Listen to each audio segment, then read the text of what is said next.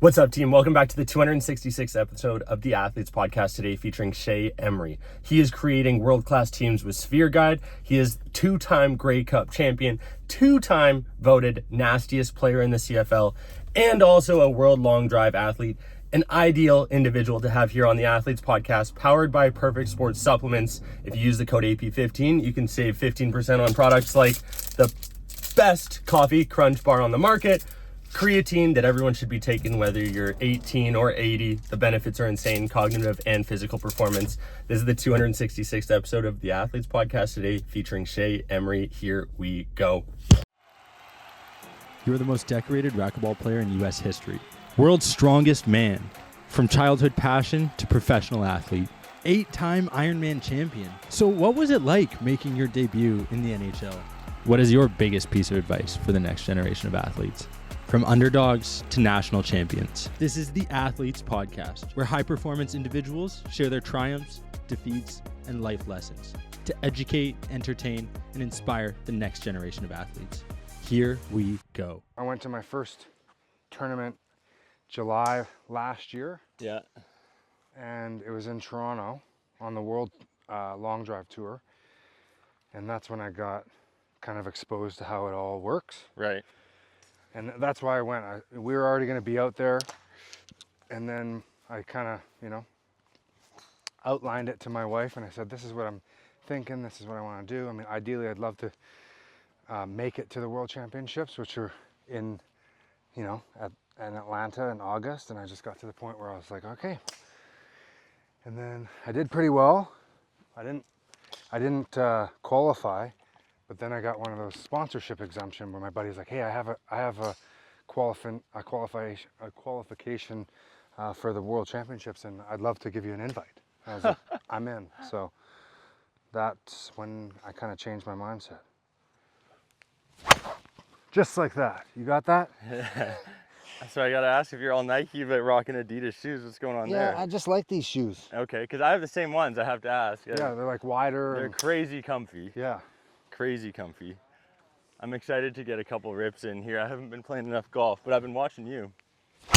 That's more like it. There it is. There you Let's go. see does it hit the house? Yeah, we get to put a... Over. Oh, launched her. That was a good... Hey, that's a good start.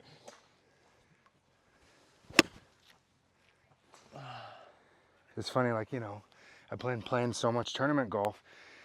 I know you have been. In the scrambles, which is kind of what I wanted to do. Yeah. Gives me a chance to practice on course. And so every time I'm on the course, it's like I have to hit. I'm not hitting my 3-wood, which I would choose to hit on a specific hole. They're like, you're hitting the green. Let's go. Come on. Yeah. And so it's been fun to be able to kind of really focus on shot shapes with the long distance. For sure. Because typically if I'm hitting my regular play driver, Yeah. I'm like 330 to 350, kind of 75% swing, just get it out there straight. Right? Yeah. And now they're like, no, why are you not swinging? Why are you not trying? Like I'm 40 almost, bro. I'm just trying to keep it straight. So you get an extra 100 yards from or maybe an extra 50 yards from the long Adrenaline's a hell of a drug. Yeah. Right? When you got other guys and you're hitting 380, other guys are hitting 420, and right next to you, you're like, oh, I got to do something. After it.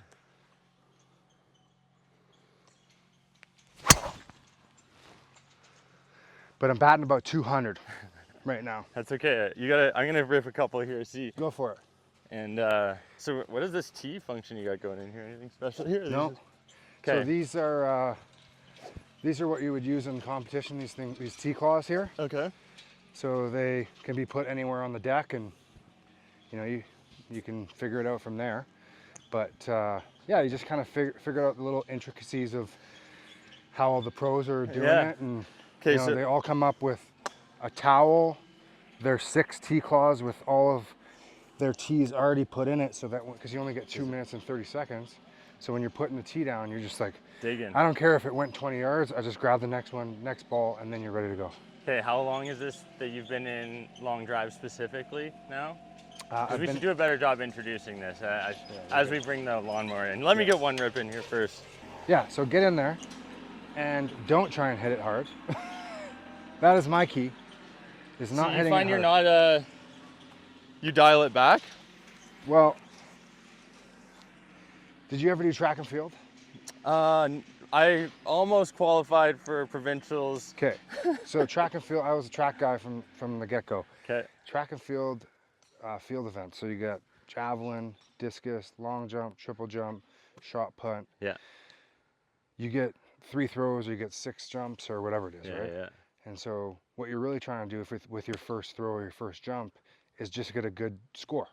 Right? So you're going to go up there, you get 6 balls, right? You're going to go up there, you're going to try and hit a good one out there, 350, nice and smooth, maybe 75%. Yeah. So that you can swing for it. Right. And that's the best part, because I've done that my whole life, and I'm like, oh, I totally get this. Just hit a smooth shot, and then you can start to, like, you know, maybe put a little bit more break in your knee, you know, a little bit more angle, you know, just a little bit more effort. Hit that 30-yard 50 field goal before the 50. Exactly. Yeah.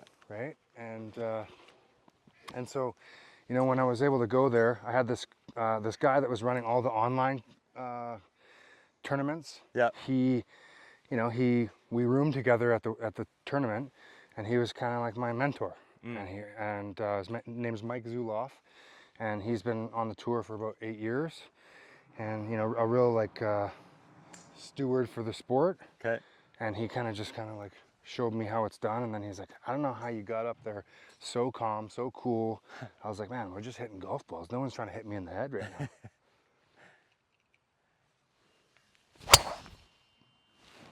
Hook and ladder. Speaking of which. It's got to be yeah, I mean, just purely from a ability to focus on oneself versus the 11 other guys on the field who are trying to take your head off, this has got to seem pretty simple in comparison. Yeah, and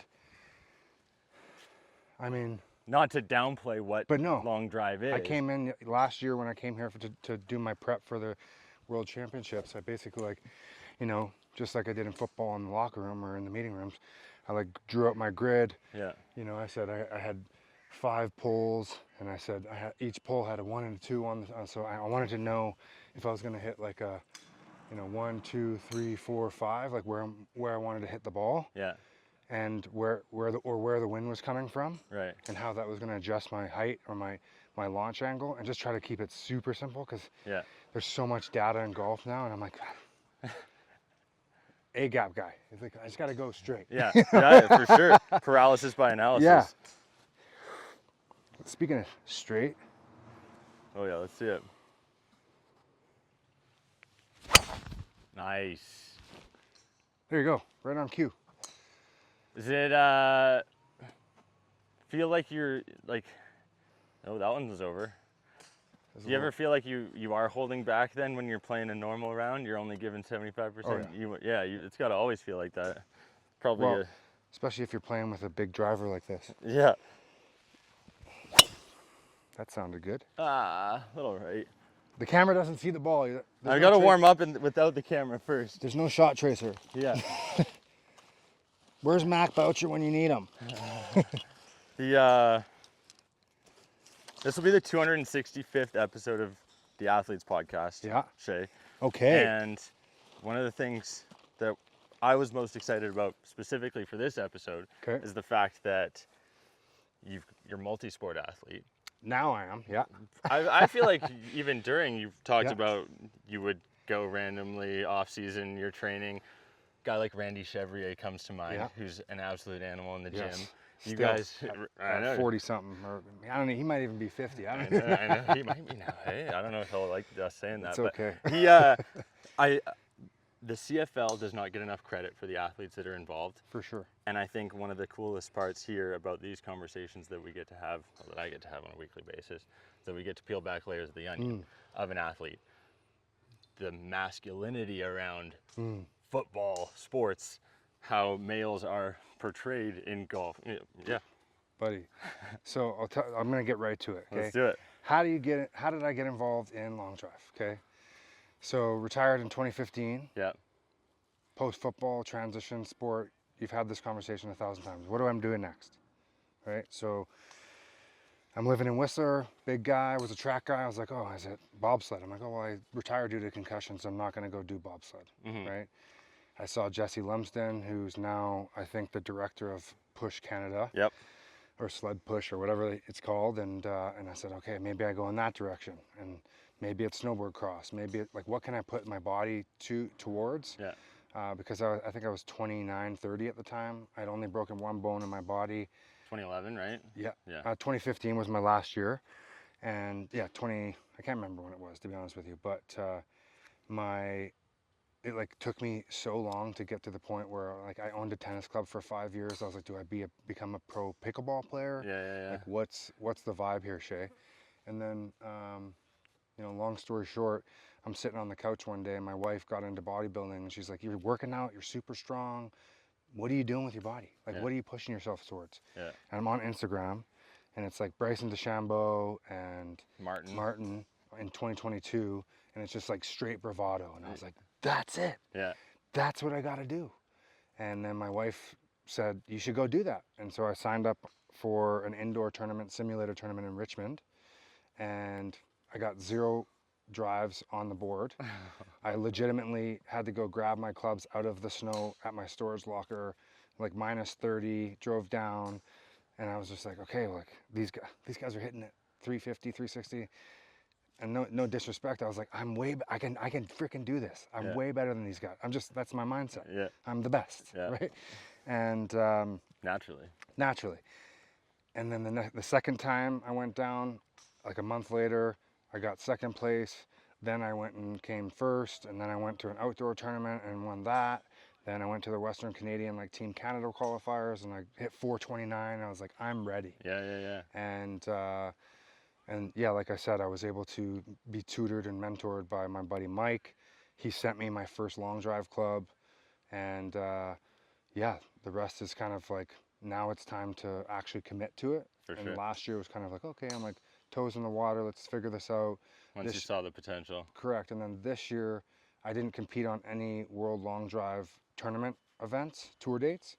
I just did a couple local qualifier things. Yeah. And then, I was dealing with the tricep deal and injury from the gym, and like something was going on with my pec and my neck, bunch of MRIs, freaking almost 39, and I'm like deadlifting 405 and just like being a meathead, right? Yeah. And then happenstance, I posted something on Instagram. My buddy's like, dude, you're looking fast. Do you want to go? And I said, 100% I want to go. Yeah. And so that was about a month ago, and now we're just in full prep mode, just, tapering my training and trying to be fast and furious. So was it the competitive, you said adrenaline's a crazy drug. Yeah. From the beginning, were you competing with those guys? Were you blowing them out of the water at the beginning? Did you feel like you incrementally got better just as the competition rose? Yeah. How's that progress been? Yeah, so I definitely felt like I had more in the tank. Yeah. You're learning. Like I just got this wild like stallion in my Tell hands. me about it. What is it? It's 48-inch shaft. Okay. And it's 4.5 degree loft. Okay. So you can essentially bring it down to 2.5 degrees. Jacked up grip. Jacked up grip. I'm probably, I would say if I was gonna really pursue this long term, you got to get all the sponsors and all the things because it's expensive. For sure. Right? Like tennis or golf or any of those individual sports that you have to travel to go do it. And so I basically, when I went to the first World Long Drive tour date in Toronto, I always call him the Phil Jackson of golf. Yeah. Or of long drive, because he's like coached 8 of the last 10 world champions. Okay. And he's slanging these clubs, and I was like, well, this is what these guys are hitting. Yeah. I need one. And I won $750 USD. $750. Easy buy. And so most guys are using a little bit flexier, and I just wanted something I could try to control right off the bat. And I would say if I was going to do anything, I probably would have bought 3 of them. But again, I'm not going to invest $2,000, $3,000 when I already did that to get there. Yeah. And just having fun trying to control it. It's wild. That's for sure. 4 degrees doesn't give you a whole lot of room to forgive. But we got a little shout out there. Yeah. What's the We got a sticker? little Jeff Keenan. He passed away last year in an avalanche. Kind of a legend in the snowboard community, and I got the sticker at his celebration of life, and I figured what a better place to put it as a reminder, kind of live your life. Yeah, absolutely. So, keep him with you. Yeah. Now you get to shoot these balls off into the sunset with them. Precisely. You know? Precisely. Not a bad view to be able to hit golf balls too. Yeah. I'd say between here, Whistler, Fairmont could be Fairmont, worse. course. You know, Yeah, that's could be good. worse. Favorite place you've been able to travel to with sport? I know Montreal With might sport. be your favorite if you were to have an off day, but does that include Yeah, with pre sport? meeting my wife, Montreal was pretty freaking awesome, and even afterwards, it was pretty awesome as well. Food scene, party scene, 21 to 28, I was living there. Favorite place that I would say the favorite place that sports has taken me was when I was playing football, Eastern Washington. My first ever start as a linebacker playing college football was against West Virginia when they were ranked number 5 in the nation with 2 Heisman Trophy candidates. Dang. We lost 57-3, I think it was. It's hard to remember because A bit of a blur. bit of a blur. And I would say it was one of those like welcome to the league Yeah. moments where first drive, a guy that's name's Owen Schmidt, he played for the Seahawks for a bunch of years. You may have remembered him. He did this thing where he hit his face with his Yeah. face mask and his blood was coming down. So he had Seahawks fans that had these like t-shirts that said "Get Schmidt faced," and I did that. My first drive against him, he caught like a little flat pass, turned around, stiff armed me in the eye. I was blind for 5 minutes. It was like 35-40 degrees. Humidity was crazy in West Virginia. 65,000 people screaming, and then John Denver's West Virginia or whatever, it's country roads. So at the end of the game, the whole stadium's just jacked up, screaming that's at the top of their lungs, and it gives me goosebumps to this day. Yeah. Just thinking about that moment of being like, wow, this is quite an experience. And from that point forward, I really learned that you can do anything, regardless of what you're going through in the moment, and I was able to, catapult that into, a successful Canadian Football League career. And then post football, I've been, shooting my gun from the hip and kind of living in the wild, wild west entrepreneurship. Yeah, throwing axes. Throwing axes and snowballs and golf balls and, just providing value for team building and corporate events, and mostly just trying to provide some perspective in the personal development world. Yeah. And yeah, man, it's been a blessing. What's with the Washington State linebackers? You, Adam Bighill, had on Yeah. the pod. Yeah. Biggie was still a baller. I know that guy's. He's. I think he might even be older than me. I don't know.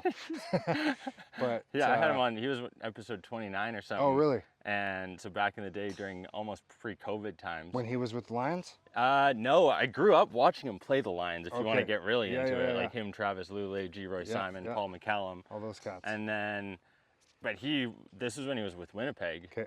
And yeah, he was a legend growing up watching, and he's still playing. It's like, that one's mind-boggling. But he mentioned that he was Washington as well, and Yeah. it's like small world that. Yeah, he went to Central, which is where my dad went and played football as well. And I mean, it is. And as you've had so many of these conversations with so many accomplished athletes, it's just a platform for you to, you've been able to endure and teach yourself how to show up for your teammates or for yourself if you're an individual athlete.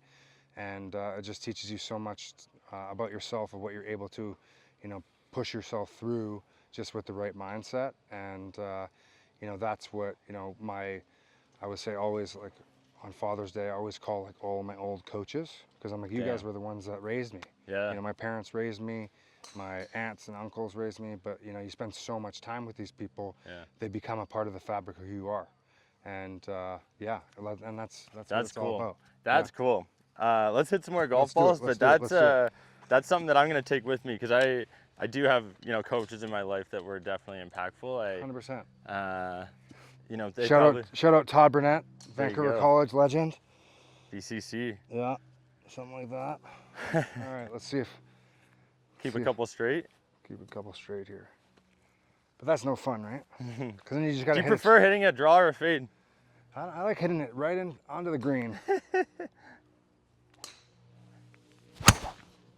Or a hook. That one's a good one too.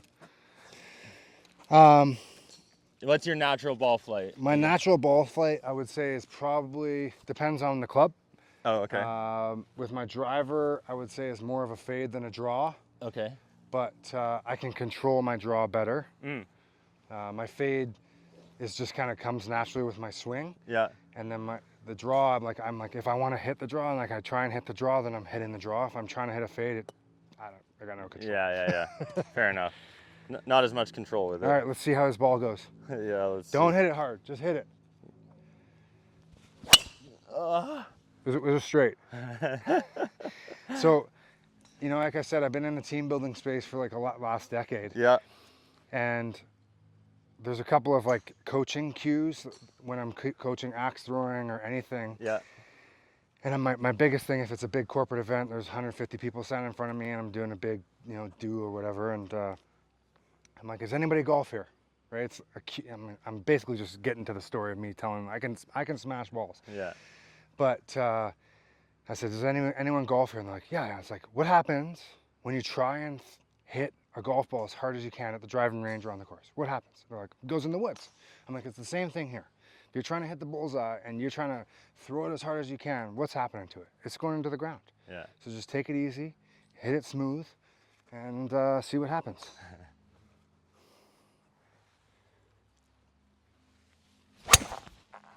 There you go. What's your swing speed coming in at? I think I'm probably in like the 135, 40, somewhere in there. But my ball speed PR is 221. 221. 221. And my distance PR from last year was 429. But at the World Championships, I hit 397. Okay. How good did that? The winning set. So the winning, it's like round robin play. So you're hitting with 4 other guys. You're hitting 6 balls, and you get points for whatever, right? Mm-hmm.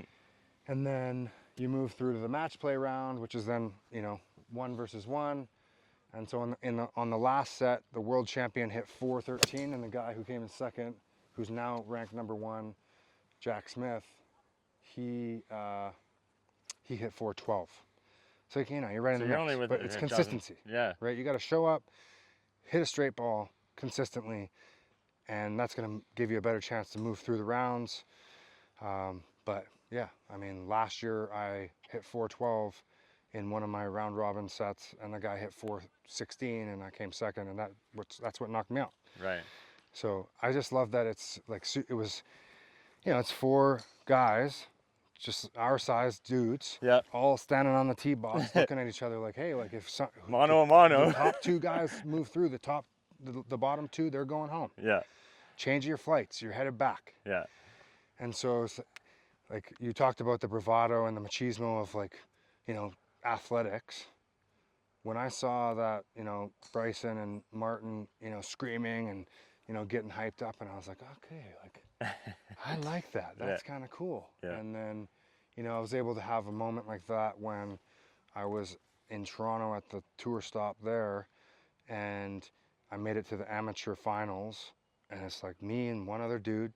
Shout out to Tanner Pipes. I think he's like number 6 on the amateur tour right now. What a great name. I know. I told him that. Yeah, great name for it. And I was able to scream at a couple of golf balls. I was like, okay, I like this. Yeah, yeah. Okay. How good did that 429 feel? Oh my gosh, I was in disbelief. I bet. I think I hit 420 right before it, so I was like, as expected. Yeah, yeah. Okay.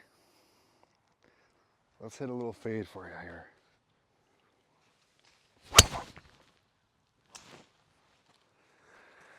Cotton? Something like that. Yeah, felt good, eh? She We gotta get the same software that these guys are using to track the golf ball, hey? Or is it capable of tracking yours? Yeah, oh yeah. And a little draw, maybe? He's feeling nice now. Oh, yeah! How, Good thing you get 6 balls. you gotta live with that though when you're swinging that hard. But everyone does it. I'm not alone. Yeah, exactly. What are your cues? If you were like 3 cues, keep your hands high, or you're getting to a certain point. I would say takeaway is key. There we go. Takeaway is key. Okay. Standing tall for me. Yeah. Not trying to be too off balance. Yeah. So really standing like strong over the ball. Because you're probably size similar, but you're not like tall. Nope. But I'm saying I'm probably like a same weight, as medium, most guys? like heavier guy. I'm probably one of the heavier guys. Yeah. But I mean, there's some guys that are out there 280. Yeah. 6'2", 6'3". Yeah. Then there's, you know, world champion Sean Johnson last year, 6'7". He looks like Randy Johnson. Yeah. Looks like he might even be his kid. I don't even know. Right? Got a bit of elasticity there, Yeah. hey? And but you know, the Jack, Ronnie Shin, all these guys, they're the same. You know, they're probably 5'10", 5'9", but they're just college golfers that can just strike it and stand tall over the ball. Right. Right? But it's consistency. Yeah. Right?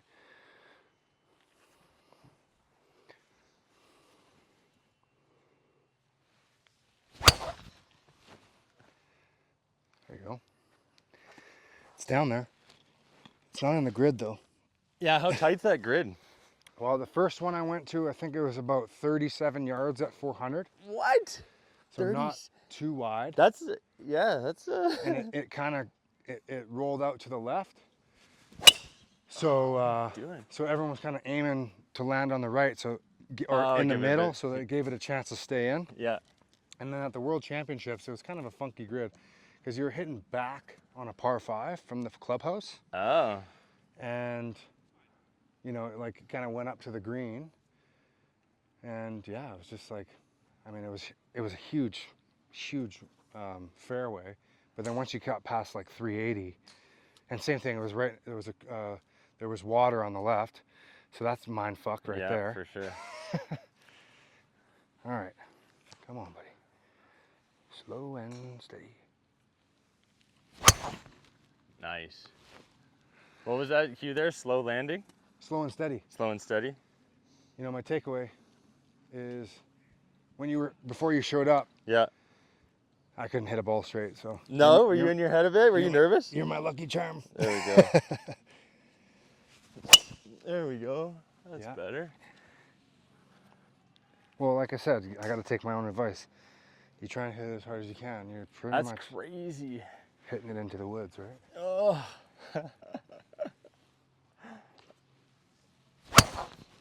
No. But yeah, It's, so I think the best part, the reassuring part when I showed up last year was that, you know, again, you're shanking 8 out of every 10 balls, right? Mhm. Like, or, That's sorry, defeating. it's not landing on the grid, Yeah. right? It's like, it's in the woods. Yeah. But everyone was doing that. Right. You know, the guy that I'm like, oh, I know that I've been watching this guy on Instagram for a year, Yeah. and he's shanking the balls, Yeah. right? He's hooking the ball. He's, you know, hitting it into the net over there. Yeah. And so that gave me a lot of confidence to be able to like step up, be on the deck, hit some balls that land in, and, you know that I'm just there to kind of figure everyone out and like, what's going on with this league? How does this work? Who do I Yeah. need to know? What do I need to know? Yeah. And then, you know, not take it so seriously that I'm in my head all the time. And so that's what my coach was saying. He was like I said, he's like, your composure, you know, was the reason why I gave you the invite. Mm. It's not because you were hitting balls farther than everyone else or you're more consistent. It's because I got up there, I took a deep breath, I wasn't nervous, I had all my stuff organized. I just watched, and then by the second day, I was like, okay, I know exactly what I need to do when I'm up there. Right. I got to take my freaking, you know. 6 C's. Every time I hit the ball, okay, every time I hit the ball, I'm up here. Okay, I would grab the next ball, I would tee it up, and then I would come back and go through my sequence every single time. Yeah. You know, so that I could really just not take it, you know, not try to hit it too hard and that sort of thing. Just, you know, do my little thing and boom. That one hitting the grid. Yeah. For you, how good does it feel to just get back competing again? Well, you know, you have some, as a young buck from 2022, I'm in the Grey Cup. Yeah, 2-time Grey Cup champ. Yeah, 2-time Grey Cup champ. We went 3 years in a row. Yeah. And so like, that was my expectation was to be, you know, on the biggest stage. And being able to, after a decade of being off and just raising a family and trying to, you know, make an income and that sort of thing, having an outlet that isn't the gym, you know, that I'm like, okay, like, and I've always been able to smash balls. Yeah. Right. I mean, when I was 7 years old, I was my first golf lesson was right over there at that hut. Yeah. And I've always been chasing my dad's balls, right? I've always, and my dad, he's had two ACL surgeries on both his knees. So he never really used his legs when he was swinging. It was always like a super controlled, like upper body swing. And then when I got to, 12, 13, 14, I'm using my grandma's clubs that are super whippy, and they're just Flying. I couldn't control them. Yeah. And then I started using my dad's stiff driver, and I started smashing it past them. And so I've always been competing on the golf course, but having fun at the same time. Yeah. And the ability to get out here, first couple tries at a tournament and compete with, some of the best guys in the world and watch them perform, but also be able to perform at that level was so much juice. Right. And it made me think like, okay, like Ryan Riesbeck, I'm going to say he's probably 52, 53. He's on the tour right now. And I'm like, okay, like maybe I can do this for 4, 5, 6 years. Yeah. And like golf is blowing up right now. And why isn't long drive on live? Yeah. Can we get paid $250 million, please? Yeah, that'd be nice. Golf balls are expensive these days. Yeah, yeah. That would certainly be nice. Could definitely use a couple extra million.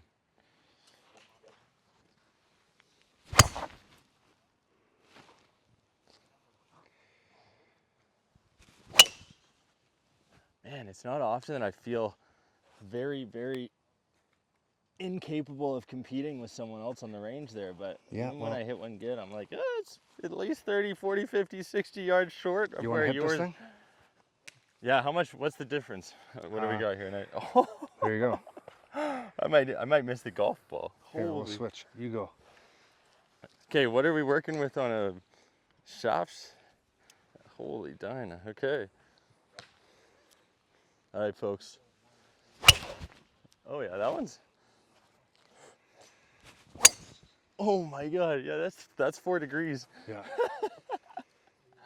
But I would say maybe put it a little bit forward in your stance a little bit. A little so bit you're more? on the upswing. Are you going like right off Yep. the toe? Yep. Chris McClure, I gotta give him a shout out. He's my golf coach when I go to Toronto. He teaches me up. I didn't see it. You? That's right, but that's crazy. That is so long. Wow. This is I've been hitting TaylorMades for the last decade. So this is nice. Feels nice. Just the club head. Wow.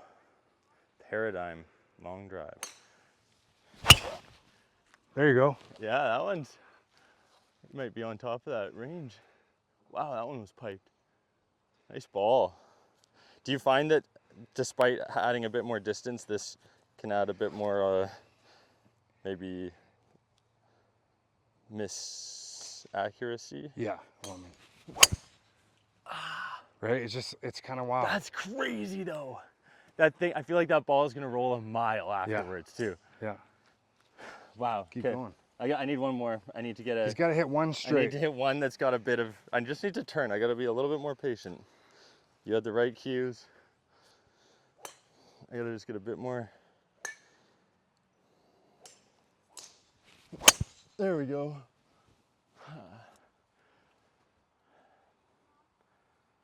Crazy down though, there. you've got like another 40, 50 yards I on know. that every time. That's know. insane. I like that club though. It's not bad, hey? Yeah. Oh. Okay. See, wow, that's an humbling. See, Shea, I gotta tell you, one of the best parts about this, I didn't realize it at the time when I started the podcast, Yeah. but I get to do stuff like this as part of the job, quote unquote. And it not only is it humbling, it's rewarding because you get to see how people operate, like you said. There it is. Jeez. So similar ball shape, just an extra 70 yards on whatever I just did. Wow. Top of the hill over there? Yeah. Wow. So that's probably 350, 60, somewhere in there. I don't know. These are probably taking off at least 10, 15%, eh? The range balls? Yeah. Yeah. But when when you catch it and everyone's like, oh, that's a, and you're like, oh my God, like, I've never hit a ball like that. Yeah. It's awesome. So, I mean, to your question around like that, the competitive piece earlier today, I was like, man, like, I feel like I'm 20. Yeah. You know, my knees don't hurt, my back doesn't hurt, my elbows don't hurt, wrists don't hurt, neck doesn't hurt. I'm like, you know, I can do this. Yeah. Right? If I was in pain, it'd be a different story.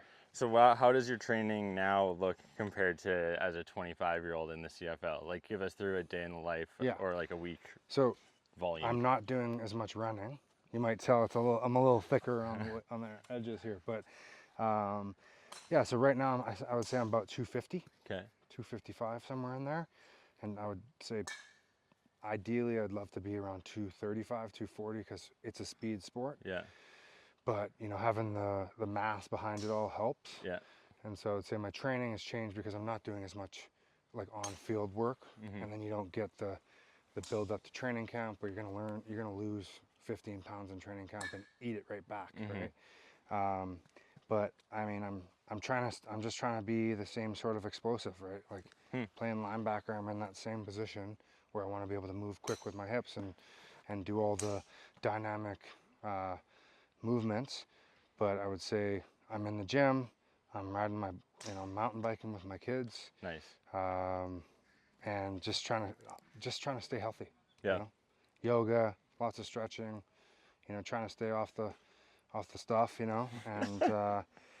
and just like building up. This year will be different than last year because last year, didn't stop drinking, was still smoking a little bit of weed, and so this year I'm just taking a little bit more of a holistic, healthy approach towards trying to show up and be explosive and be, my best self. Right. And, as we all do every single day, being able to have a coach as my wife, Yeah. she's like, I think we already know what the prep needs to be changed, or how the prep needs to be changed. And, Right. and I knew that internally. It's just Accountability partner. when you're not getting paid to do it, and you're just like, hey, I'm just here to have fun. It changes when you're like, I actually want to go win. Yeah. And like, of course, last year, I'm a competitor. Yeah. I want to win. Dress for the job you want. I went there, $1 billion. My wife and I would say it's $1 billion brand. Yeah. I was like applying for all these big jobs. And she's like, I walked out of the house one day and she looked at me and she's like, this is not $1 billion brand. And I was like, okay. So we have this, this adage where we're just like, that's how you got to treat yourself, Yep. right? Would you hire yourself right now, right? And I'm like, yeah, right? So being able to have those conversations as a accountability partner, as a mirror, and, at the same time, be able to, continue to have those same conversations that I had when I was playing. Is like, hey, did you do enough film? Were you in the tub? Did you lift the way that you needed to lift this week? Have you done as much work as you can before stepping onto the field and playing free? If you're not prepared and you didn't get as much sleep and you ate the wrong food and you know how you're going to feel. You're going to feel lethargic. You're not going to be as fast because you're going to be playing. You're going to be thinking too much. Yeah. And so, that paying attention to the details in preparation and not overthinking it in action is like kind of a good balance between, soak it all in, right? Yeah. So that when you show up to work, you're like, no, I got this. I know exactly what's happening here. I got all my sticky tape and my extra gloves and my towels and my ice cold water, and it's all in the right place. And, I've been here before, right? So just do that and, put it all out there. Yeah. And so that's really been my biggest learning, is that I'm just grateful that I'm able to, still have a good physical specimen to be able to go and compete. Yeah. And, just having the opportunity to go and do that is, to go to the World Championships. Yeah. And It's a pretty people, big I'm deal. telling people you're like, what? Of course you would be. What are you talking about? Yeah. I'm like, What else would you be doing? yeah. Yeah. Yeah. It's not like you've been not playing Canadian football for 10 years, or like professionally playing one sport, being able to take a decade off, like you said, raise a family, and then transition into another professional sport is practically unheard of. Yeah. It does happen. People do it. Are there specific things that you think you did growing up, i.e. playing multiple sports, that allowed you to do that? Was it like a knowledge around nutrition from a young age? Were there any parents that had an involvement around like your work ethic, mindset? Like, Yeah, that's what I'm. my mom and dad are both still coaches. Okay. So my mom has been a track volleyball coach in the Vancouver area for 4 decades. She's retired, and then all the kids were like, "You're driving us nuts. You got to go back and continue coaching." She's gifted at, building programs from the ground up and bringing them to, provincial championship status, and then with my dad, I just got that insane like, just do the work, show up, do the work, and let everything sort itself out.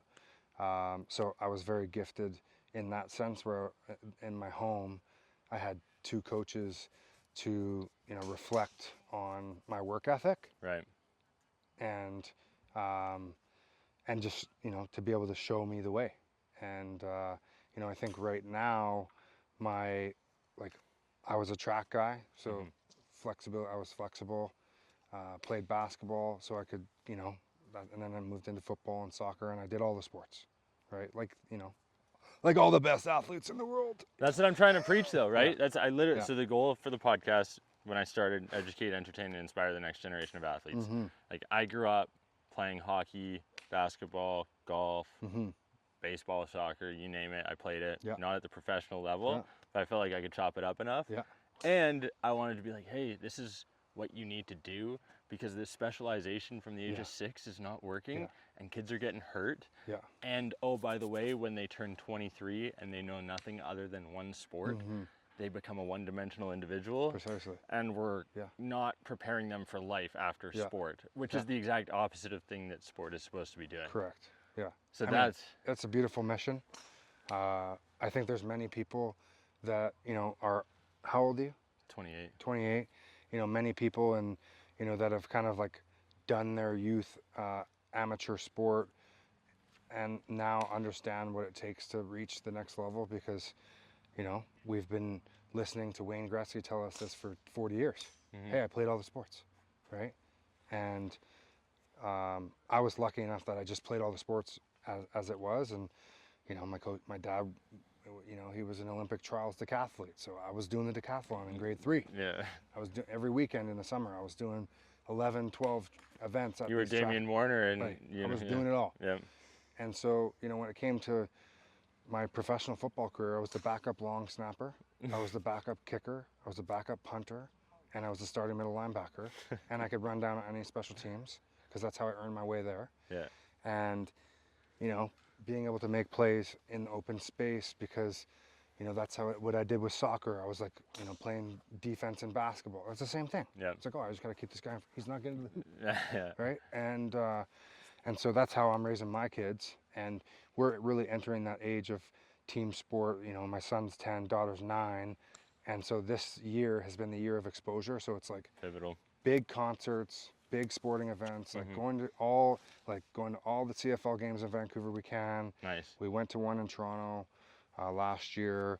We went to the Harry Jerome track meet, where my daughter was like, I love this. I'm doing triple jump and hurdles. I'm like, yes. Nice. And just being able to like show them the way. Yeah. Not to mention we live in Whistler, and they're mountain biking and skiing, and they're happy being at the top of a peak and, doing that sort of thing. And so just, again, trusting the process for us is really the key here. Yeah.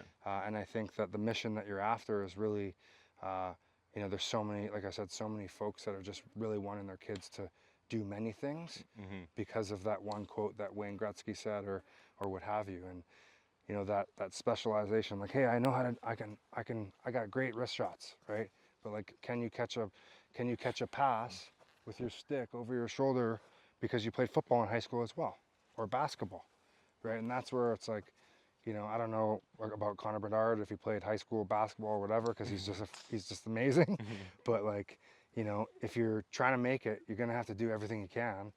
And I think sport's gonna be really in this transition piece, where this period of transition, where these coaches and the administrators are seeing the feedback of the specialization, and like the over coaching and the over parenting of the that part, and where people are really wanting to give them a positive sport experience so that maybe they come and give back to sport in the future.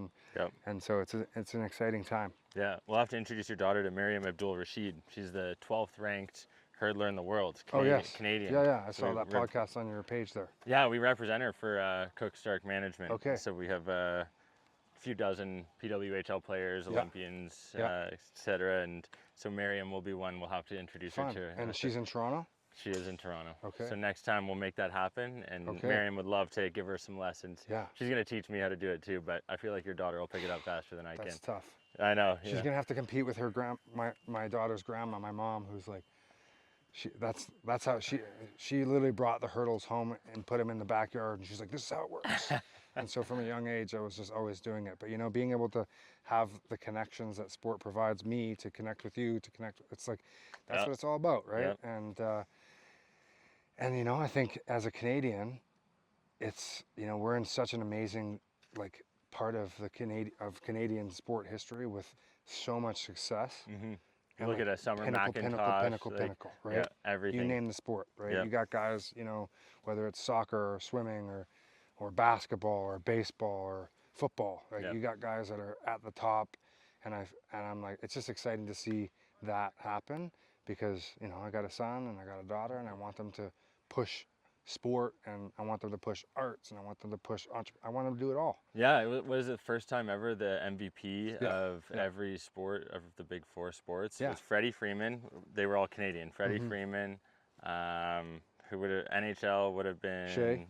Yeah, Shea. Yeah, and NHL. I don't, who was it? I can't remember. I don't We'll have a edit TV. that in. We'll I don't have a TV at home. Really? No. Okay, so this brings up a good segment. It's like, what fun facts do people not know about Shea Emry? Like, you know, they assume football player. Yeah. They don't assume that you're giving a TED talk at Loyola. Yeah. You know. I got one. Okay. So, what do people not know about Shea Emry? Well, I am a professional snowball maker. Okay. Okay. So what goes into professional snowball making? Well, I've made, me and my team and I have made over 250,000 real snowballs. Because when I started my axe throwing company, and I did that for about 4 or 5 years, I was like, how do I like diversify my offerings as a business owner here? And so I created a snowball fight experience. So essentially like paintball, but with snowballs. Yeah. And so like next week, I'm actually at a golf tournament for this youth snowboard fundraiser called the Chill Foundation. Okay. And so I'm going to be on a tee box. People come up. I'm like, hey, my name's Shea, and I'm going to tell this story. You're going to throw a snowball at this target over here. If you hit a bullseye, I get a golf ball to hit for you. I'm going to the World Championships. So I actually am a professional snowball maker. Very cool. Very cool. And so these snowballs are of what size? Like a typical standard baseball? Baseball snowballs. Okay. Yeah. And so I imagine you looking like Elf, the scene from Elf where he's got a bunch of snowballs and he's like, I don't dress up in spandex to do it, even though these are pretty tight. I feel like that's a miss on your part. I feel like you got to make that happen. Maybe that adds next week to what you put out on the table. Yeah. And I feel like, hey, if you're going for virality with your content, listen, that's a pretty unique opportunity. I've heard that commentary before, and I've never done it. But for my son's birthday party 2 years ago, we did like basically like Angry Birds Minecraft themed snowball fight. So like my son's wearing a helmet and a mask, and he's running the gauntlet, and all the kids are like slingshotting snowballs at him, and he's just like, like, I mean, I'm just having fun, man, you know? Yeah, that's the way it should be. Speaking of which.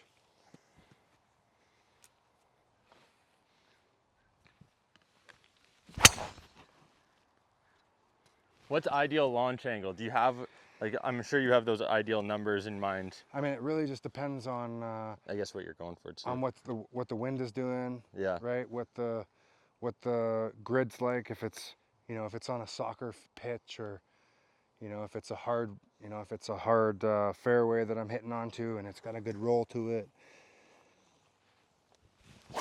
Yeah, it depends on if you're hitting a draw fade, whatever the difference. That's I guess I like to think of it as you've almost eliminated all the variables with golf in the sense that you're just using one club, but it's still. Okay, so why'd you open the stance significantly more there? That one's ridiculous. Oh. Right on the deck. It's a good thing that guy left that was there earlier. His white Tundra would have been smashed. Yeah. What What was your question? the open stance there versus closed? What was the difference? Just- You've manipulated a couple different there, I've seen. Yeah. With that one, I was trying to open it up just a little bit. So Oh. that, there you go. It's so crazy though, because I'm still gonna be so short, so Well, 'cause bunt. it's, you're what are you at right now, loft wise? Yeah, 9.5. Yeah. 9.5. Yeah. It's slight disadvantage. Yeah. I know, but I'm a competitor, Shea. Come on, I'm gonna try and hit So down on that if- golf ball. There you go. It's just like, Yeah. Turn my three iron into a 1 iron. yeah. But I'm learning all this stuff, right? I haven't been spending too much time on the golf course the last couple of years. I really had, I've like grown up with golfing parents, grandparents on both sides. Like I said, my grandfather is friends with the owner of this course, and we were around golf. Yeah. And any garage that I would go into, whether it was my grandparents in Washington State, or in California in Palm Springs, or here in West Van, or there was golf clubs like galore. Yeah. And so I got a great touch when I'm on the course, and I can smash the ball because I'm genetically gifted being a big dude. Right. And so yeah, like I was just like so grateful to have that experience growing up, where now it's like I'm just learning the data of the game. Okay, I'm like one of these guys. Where's the wind coming from, right? I don't have a rangefinder. I roll up in my golf cart. I'm like, that's like at least that's 145, and they're like, oh, it's 146. I'm like, yeah, okay. Yeah. That yard was not gonna make a difference for me. No. But hey, I think there's a level of that being a benefit when you're not thinking about the game too much. Well, not like I said, pay attention to the details that you can, but don't overthink it.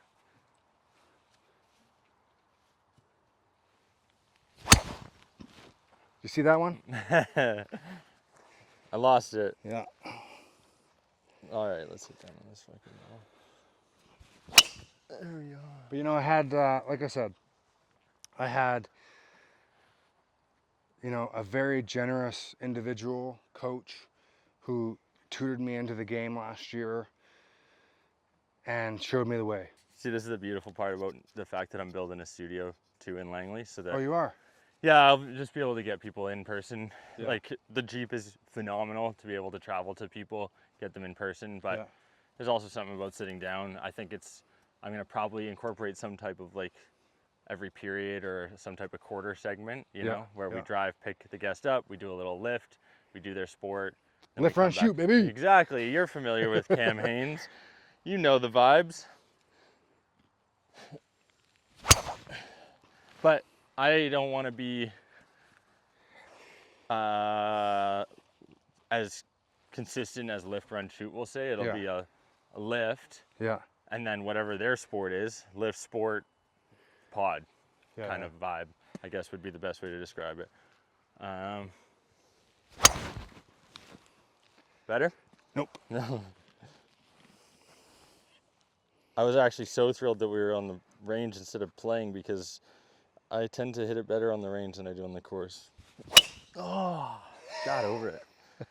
Those I just do for the clips. That one was low enough where I think the camera got that one. Those ones are just for the clips. So Let's see. Couple stingers here.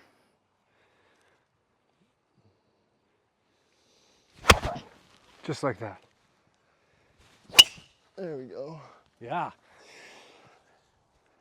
I actually finished my swing. See, That was your driver of the day right there.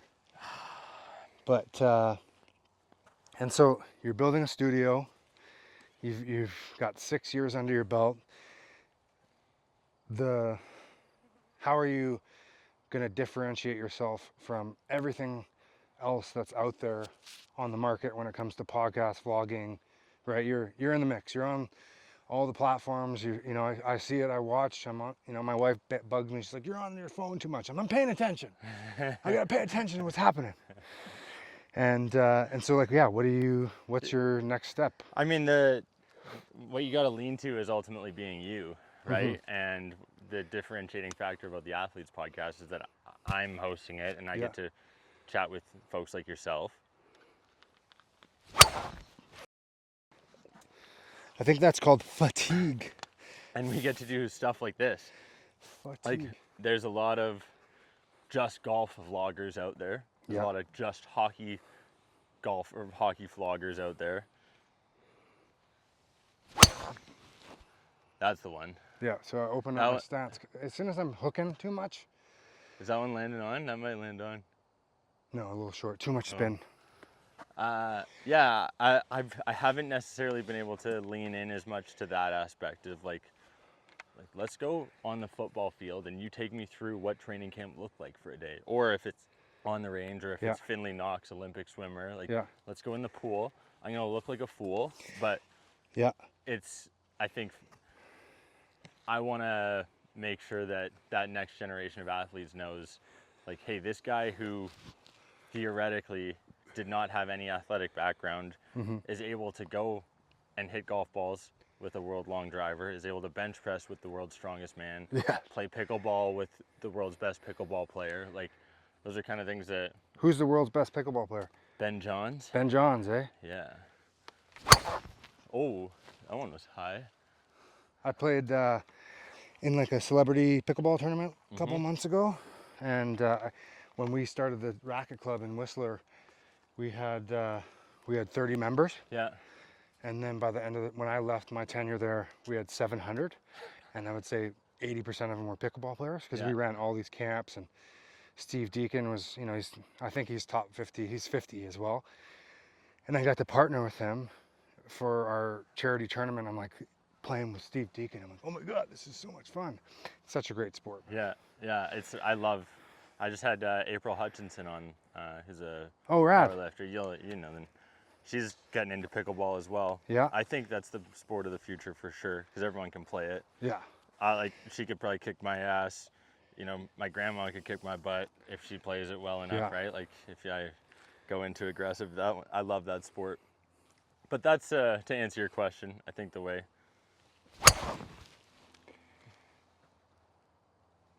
Plus, I've only been doing it at, like, you know, it's still the passion project.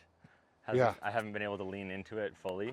David, my wife is, she was the founder of a place called Blow Dry Bar. Do you know Blow?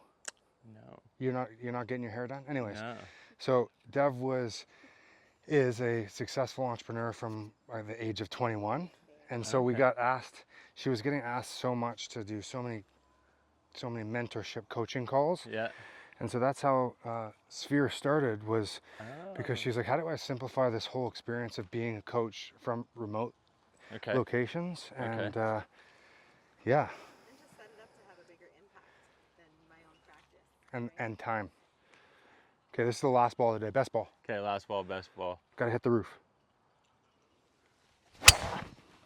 That's all right. That was still ripped. That's a good one to end on. What a view. Hey, thank you. Buddy. Appreciate your time. Likewise. Seriously. No, this is like, so tell me more about Sphere. What's like, because I felt like it's not just for hairdressers, if I'm mistaken. No. So the whole thing is that because of how young she was, you know, when you're 24, 25, and everyone's now starting their podcast or their studio or their gym or their whatever, you know, Dev was getting asked to do so much guidance and coaching. And so what she did is she basically made it simpler for the coach to facilitate the coaching through the application that we created, which is called Sphere. And now we have 400 coaches worldwide that use our app, like Uber drivers use Uber, so they connect with our clients, and we're able to make a larger impact without jeopardizing all of our time to be able to do it. Dang. And, so it's like a marketplace and platform. Okay. A curated marketplace of like best in class coaches. Good for you. proper language and verbiage. Right Yeah. Wow. Okay. Well, we'll have to figure out a way that we can either direct people there or, Thank you. yeah, 100%. No, that's this is part of why we do these things, you know. Beautiful. Thank you. Oh, that's Were the you roof. happy with your last ball, babe? Nope. That's the roof ball, though. Oh, if it hangs on, catch a piece. Did Before I it let fill you your go, stuff? biggest piece of advice for the next generation of athletes, if you were to leave it here today, what would it be? Pay attention to the details, but don't overthink it.